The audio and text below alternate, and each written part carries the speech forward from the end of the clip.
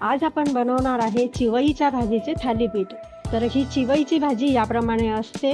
तर ही खानदेशी भाजी आहे, परंतु आता ही भाजी आपल्याला सर्वत्र पाहायला मिळते. तर ही भाजी खानदेशामध्ये केळीच्या बागांमध्ये उगते, त्यामुळे प्रकृतीने थंड अशी ही भाजी असते. तर ही भाजी निवडताना याच्या आपल्याला थोड्या पक्क्या काठ्या ज्या आहे, कडक आहे, त्या काढायच्या आहे. बाकी जास्त निवडायची गरज पडत नाही. आणि यामध्ये काही गवत वगैरे असेल तर तेही काढायचं. तर ही भाजी याप्रमाणे झुपक्यामध्ये येते. चांगली स्वच्छ धुवून घ्यायची आणि बारीक कापून घ्यायची. तर ही भाजी कापताना खूप अशी बारीक कापायची नाही, कारण ही थोडी चिकट असते. तर यामध्ये मी एक मोठी वाटी भाजी कापून घेतलेली आहे. यामध्ये एक हिरवी मिरची बारीक कापून घेतलेली, 4-5 लसूणच्या पाकळ्या त्या ठेचून घ्यायच्या, बारीक कापायच्या नाही.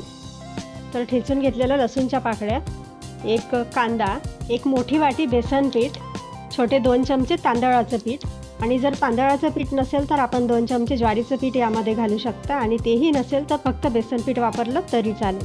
अर्धा चमचा लाल मिरची पावडर, चिमूटभर जिरेपूड किंवा जिरं घातलं तरी चालेल, चिमूटभर गरम मसाला, हळद, मीठ चवीनुसार.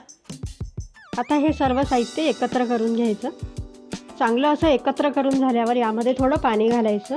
अशा पद्धतीने आपण हे पीठ तयार करून घेतलेलं आहे. खूप घट्ट किंवा खूप पातळ असायला नको.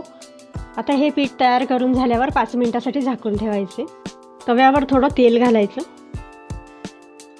हाताला थोडं पाणी लावून घ्यायचं आणि तयार करून घेतलेला पिठाचा गोळा घ्यायचा.